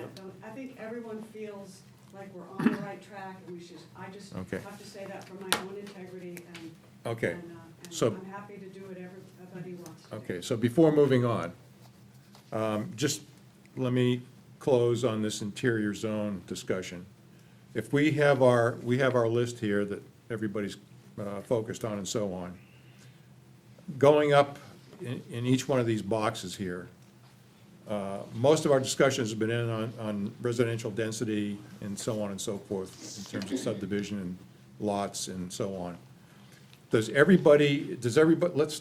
me say this, does everybody feel comfortable with everything below the first box, the first big box? Yes. Allowed non-residential, commercial density, maximum building size, we've talked about that, design standards. I would add maybe design standards, getting back to the types of buildings that might be constructed. Maybe you ought to say something that's compatible with, Yeah, we say that in all the other Okay, districts. all right. We didn't do it in this one just because there's a wider variation Okay. across the interior, but we can add that. okay, I think that's good. And then other provisions, enforce LID solutions, low-impact development, I don't think there's much controversy about that. And then the allowed attainable housing plan developments to replace current workforce housing. Does everybody feel comfortable with what's being proposed here? So, do we, Just a quick question, yes, sir. and I hope it's clear in virtually everything about this discussion that none of this contradicts or puts us into conflict with the attainable housing, No, I don't think so. We've used their report to come up with the numbers. just to be clear. Yeah. Do you want to think about the top box a little bit more before you commit to that? The narrative? The allowed residential density and lot size not in subdivisions, subdivision lots and so on. That area there, where actually most of our discussion is really focused on. You feel like you want to think about that a little bit more? Let's go for it. Good. Good. All right, so, with that, let me call for a vote. Can I see a show of hands on people who support this interior zone plan, if you will, as presented? All in favor? Opposed? Abstain? Okay. All right, we have one opposed. I'm not opposed to it. Oh, okay. I just don't want to vote on something. I don't think any of us have an understanding of what this looks like. Okay, We well, don't have the design standards. We don't know what this is going to look like. Okay, so let's get the visuals. I can get you the visuals, we won't have the design standards, because the intention is for the Does it have to ordinance be committee to unanimous, Al? write the design standards. Doesn't have to be unanimous. You got the votes. Obviously, the Yeah. outcome. Move on. You guys Let's move wanna on. approve it, approve You got the it. votes, move on. All right, Yeah, move on. all right, all right. But I do want to, I think the visuals I will will be, get- okay, all right. We should vote on the whole future land use plan, so that you have a written vote of the committee approving it as it is written. Is it, Mark? Yeah, in the discussion of the two districts for the community, for the town-owned property, it says that a minimum of 30% should be attainable housing. That should be 70%. Yeah. It was a sort of an editing error when it got transposed from there, so So that's for the Dowdy Point planned attainable, housing district, so that it matches what the committee has said. yeah, So it says at least 30% of the dwelling units must be attainable, it That should say would be 70%. 70%. the same thing. And then the next district, which is the Mitchell Field planned attainable housing district, should have the same thing. Where is that? What page is that? That is on the third page. Dowdy Point, yep. So we're gonna do them one at a time? So, no, we'll do. Oh, we're you're just changing making it this from change. 50 to 70? Nope, from 30 to 70, Okay. the little where it says. Oh, sorry. Yep. And then on the behind, on the other side of that is the Mitchellfield one, and we're gonna Yeah, keep that. yep. one Oh, separate. yep, that one too, I missed that one. Thank you. Okay, everybody feel comfortable with that? It's on the backside, With those- same page. what do you feel comfortable with what? The corrections that Mark just mentioned? Right. Yeah, that's to match. Excellent, Mark. That's to match what the official housing says. I read it. Okay. I have a, are we moving on from the land use now? We want to vote on future land use. Whole future land use. I mean, the main focus that we've had has been on the interior zone, which has been the most So now we're controversial. looking at the whole thing? Well, we discussed all the other ones previously Yep. at previous meetings. We've just been spending time on the interior. And Judy, this includes both the text and the map. Yes, Yeah.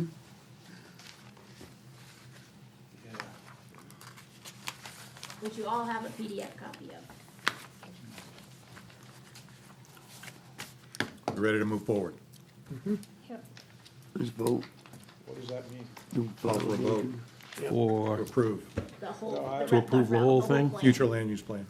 Oh, so now we're voting on that yellow shaded area and all All of the it. other, yeah. Everything else, the whole package. That's not gonna fly, okay. Okay, hold on. because Go ahead. I understand why we have the yellow area. But how do you come up with where the yellow area is? It was up to North Harpswell, now it's down to South Harpswell. Have we talked to those people down in South Harpswell? Do we know that they're gonna go for it? They're not. This isn't gonna fly. So we can pass this, but they're not gonna vote it in, they're gonna shoot the plan down. So, that's the bad news, sorry. It's an issue. It is an issue. So we created those two And, areas. and actually, Yeah. quite frankly, I know it's a very touchy subject, but the two areas on town property too, as well.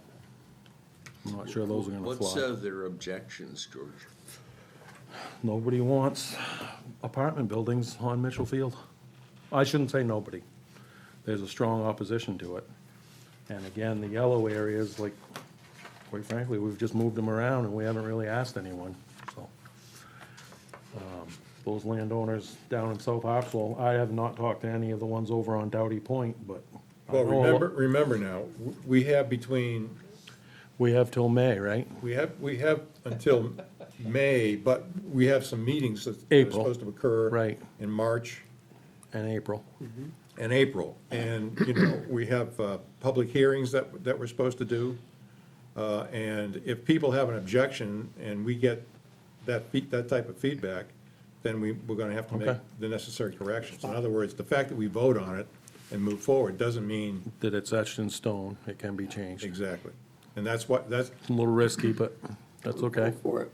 They won't go for it, but that's fine. No, just- yeah, I mean, yeah, I also raised the question at one meeting if we have to have the yellow zones, and the answer was no.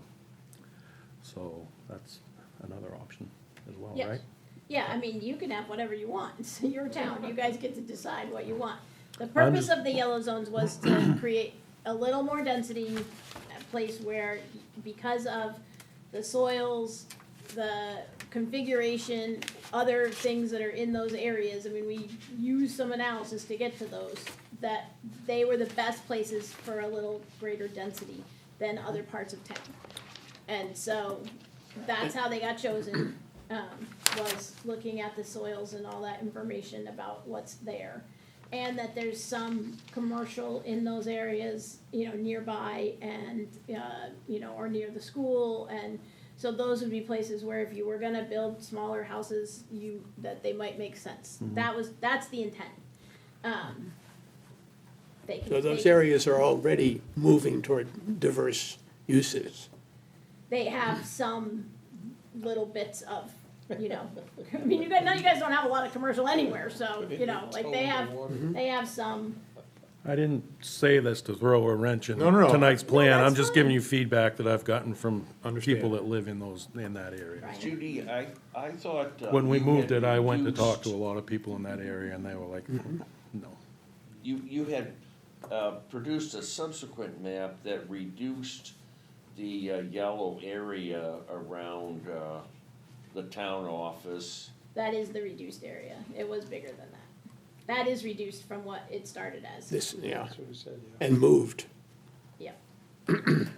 Yeah, I And don't some of think it's I gone can entirely. support that. I'd advocate that we not have yellow areas, although, as you say, you know, What do you show, tangible? But the town office property, that's bigger than that, because the town office property that is buildable, that isn't wetlands, it's like those 2 lots that are off Downing Point Road. Most of the town office property is Unusable, yep. and unusable. Yeah, the reason that they are the size that they are is so that you at least get a little bit of space, because most people aren't gonna choose to do anything, you know, multifamily or, you know, so you wanna at least have a few spaces where somebody could make that choice if they wanted to, in an area that makes sense.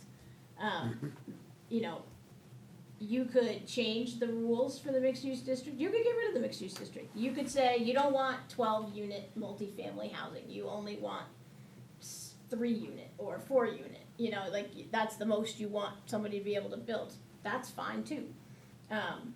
You know, this, so those areas are, 20,000 square feet for the first bedroom, 10,000 after that. So they're not like tiny, they're still, you know, a 2-bedroom house is still the same as what you allow now, 40,000 square feet. Or, yeah, 3-bedroom house, sorry. So those would allow for that family house to still be on that size, right? Like, if you wanted a 3-bedroom house, you could still get it in those areas. You won't be able to do that in the rural area. And it allows for, you know, the ability to put in some, you know, a store, a small store that has an apartment above, on the top of it, on the second floor. You know, so that's the purpose of it, you know, its intent was to create that, you know, a slightly more dense, it's not drastically more dense, area. And, you know, it would have design standards so that whatever was built was designed in a way that made sense for a New England style of development. But you can change that. You could modify it, or you can decide you don't want it. That's up to you guys. Peter? it's a I mixed kind use of think district. this is a problem that can never be solved. I think that it makes sense to go forward with this and see what our feedback is, and then be prepared to respond. I also recall from our joint meeting with the Affordable Housing Working Group that one of them raised a thought that nobody pursued. I don't even know if anyone acknowledged it, which would be maybe those kind of areas could be along the road, for example, along 123, there's already things or whatever. So I'm not suggesting that, I'm not proposing that. I remember that was an idea that was put forward by one of those guys as a possibility. So I just want to get that in people's heads. But I think rather at this point, let's get the concrete feedback, and as far as I'm concerned, if the concrete feedback says we don't want to do this, change it, and we change it, that's gonna make us more popular in terms of the potential acceptance, because we're working with the town to respond. Okay, so what we're voting on, Works. you know, what Always we're, wanted to be what we're more voting on popular. is going forward with the future land use plan as designated here, recognizing that based, if we get feedback that says this stinks or this whatever, we have to. Yeah, Yeah. good with that. If we could amend that to suggest that in this introductory page, we actually state what our intent is. It says intent in the sense that it says we intend to show how we can do things and stuff, but I mean, to use a word, the political social intent, which you began to outline, and I think you could do, but if we are very clear what our intent is, and the following pages are how we believe this intent can be carried out, that would solve the problem. for me. If you have some specific language, could you send that to Judy?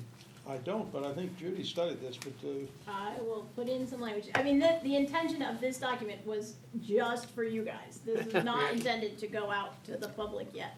Because we were, this is a document in which we were having discussions, right? So when we change it to be something that is in the plan, because this will be in the draft plan, the language will be different. Good. just as long as we recognize that, that's great. All right. So, at this point, let me call for a vote on the future land use plan as presented, recognizing that it could change based on feedback we get from public hearings that are scheduled in April. Do I have a second? Second. Any further discussion? Okay, all in favor of moving forward? Okay, we have against? Against. I want to be known that I voted against it, so when Okay, there's so- discussion. Let me see, 2, 4, 5, 6, 7, 4, 2 against.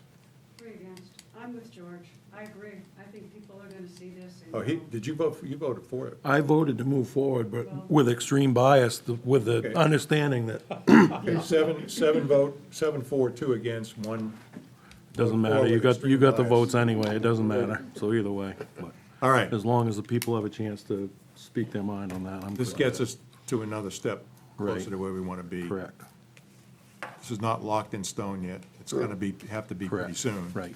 But that's why it's going to be really important about what we do over the next several weeks. Yes.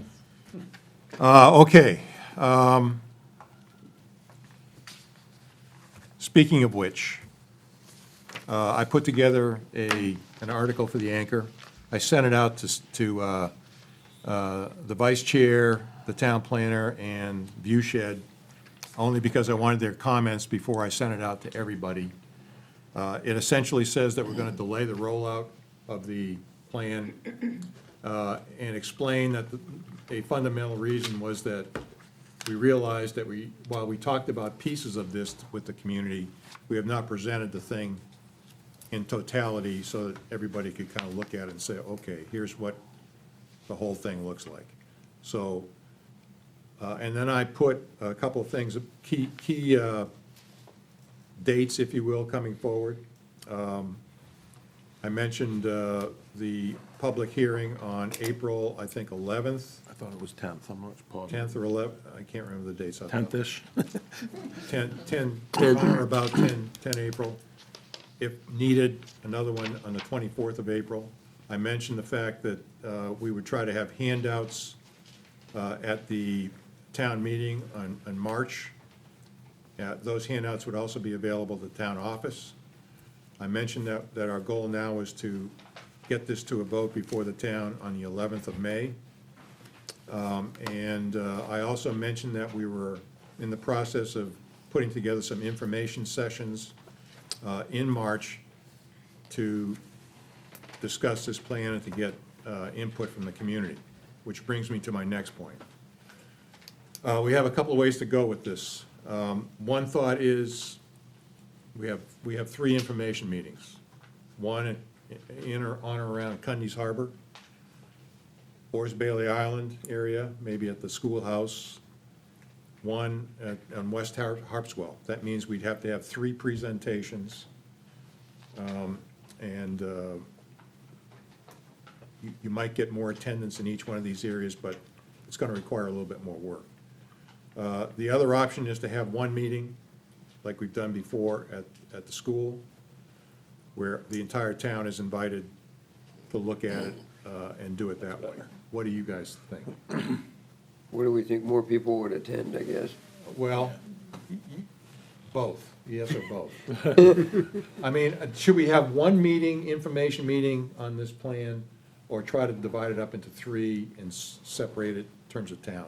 Al, I would follow George's lead here, and if we're going to propose that we make these zoning changes, we should meet with the people who live in the places where we are proposing changes. Yep. to the way that they live Yeah. and use their property and experience their property. So you think maybe having meetings locally in these areas? Absolutely. Definitely. You should Okay. hear from what they, we should make an effort to knock on their doors and ask them what they think. Okay. All right, so we're gonna need 3 dates in March.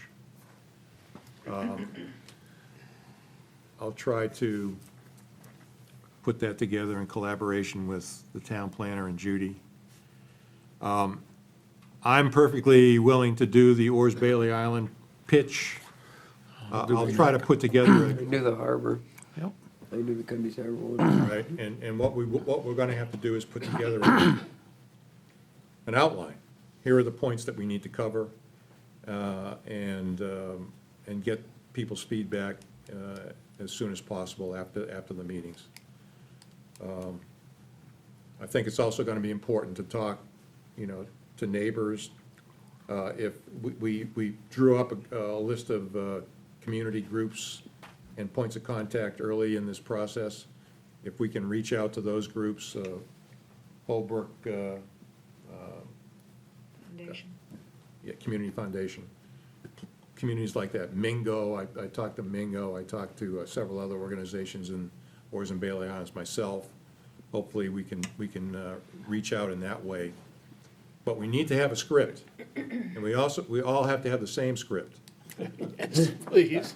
Okay, this can't be a freewheeling discussion. We need to make sure that, everybody's talking the same language and get the feedback that we need. So we need to come up with a script. We can do that. Okay. Key points, and then let's get it out as quickly as possible. Excuse me, Al. Yes, ma'am. Think it would be good for us also to go to the local committees in town? Absolutely. And this, and I'm thinking that whatever we come up with in terms of a quote script or an outline or something like that, we send to all the communities in the town, committees in the town.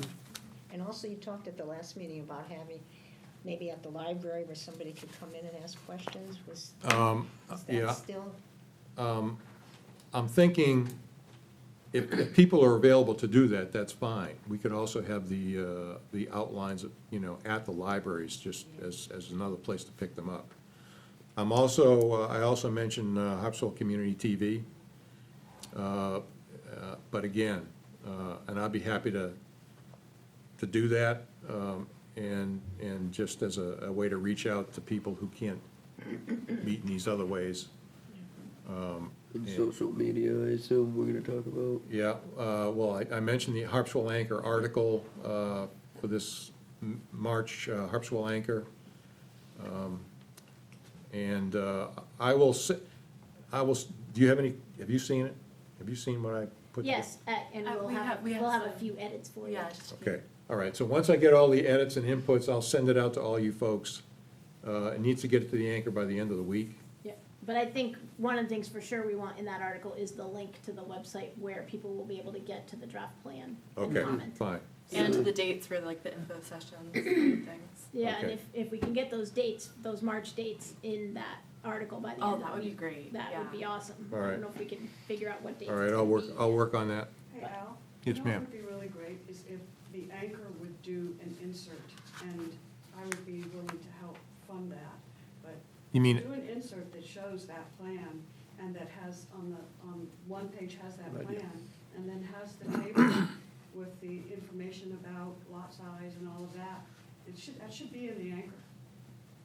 It's a good You point. shouldn't idea. have to go to the website to take a look at it, 'cause people. okay, how would we make that happen? We, Talk to the Anchor. See what if the they'll cost do is. that. okay, Yep. JW, Yeah, okay. I bet you he would. Is that something that we can? Yeah. Okay.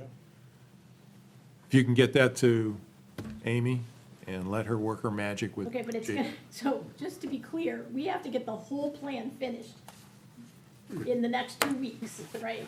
That's right. So we will do our best to get all the other things done as well, but, now we're at redo this, add that, help with the article. And I'm saying I'm not gonna do those things, but I'm just saying that there's only so many hours in a day.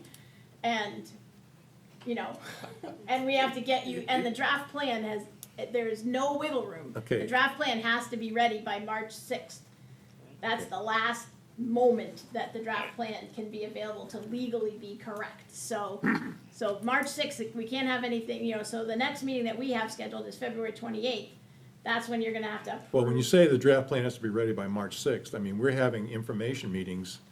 The draft plan has to be ready for people to read the draft. It can be changed. Okay, But the draft plan, the essentially plan that you all recommend draft. to go forward, has to be ready Okay. by March 6th. Right. So that has to be our priority of getting that ready. but the final go back, for a public hearing, on when, April April 10th or 10th. whichever date it was. 10th. right, April 10th. April 10th. Because it has to be 30 days before the public hearing that the draft plan is made available to the community. That's a legal requirement. Okay. All right, so we got a lot of work to do in the next couple of weeks. Yep. and, If you tell me where your office is, I'll drive down there and I'll help you whip through this thing. How's that? I'm a good editor. We're close, we're very close to being All ready right. to hand it out. We should have a draft to all of you by the end, but middle end of this week, so that you have that, you know, time to read it a week before All right. your next meeting, so you'll have time to go through it. You got the beginnings of the, you got a link to the beginnings of the recreation of the executive summary as at least what I heard you saying is the way you wanted us to revise that. So, that part's in there, and we'll add the goal policies and strategies part in a day or so, and then we'll get section 2, which is all the inventory chapters, next. Okay. Now, Yes, did sir. you have a place on the neck to, for those public meetings? Yeah. Well, I mean, I know Kellogg Church has been a popular place. I have reached out to the people that schedule the schoolhouse on Orson Bailey Island. That can accommodate about 125 people Yeah. more. And so I think that's the place that I'm looking forward to booking, if you will, for the meeting on Orson Bailey Island. The Cundy's Harbor area, Community hall. Community hall. Community Hall is basically the only game in town, right? Yeah. Unless you put over the church. Well, it's great too.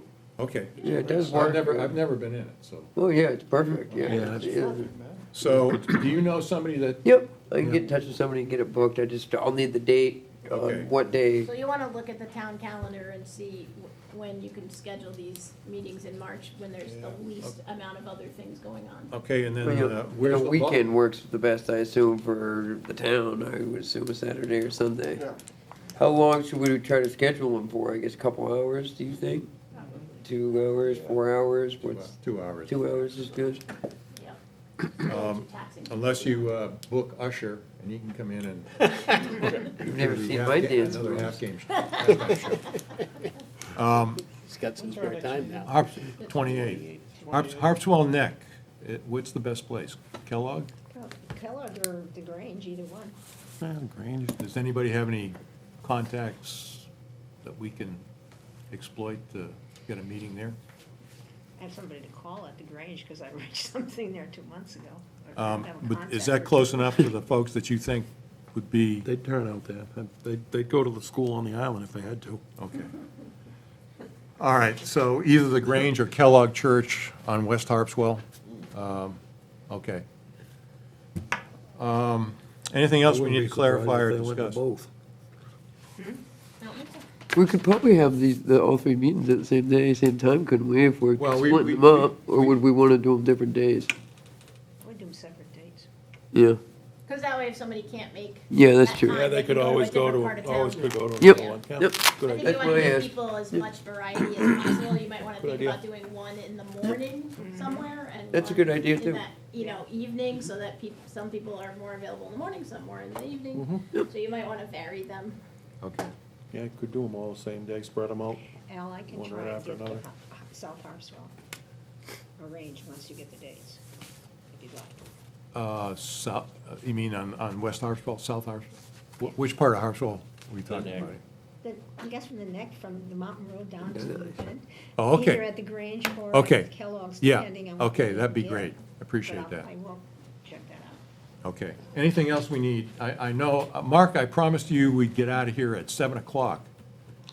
So the next time you promise me, you ask me a question like that, recognize that I don't have a lot of credibility. Right, that's right up there with the checks in the mail. Yep. Yeah. All right. Thank you all for your patience and your time. I appreciate it. Onward and upward. Thank you, Chair.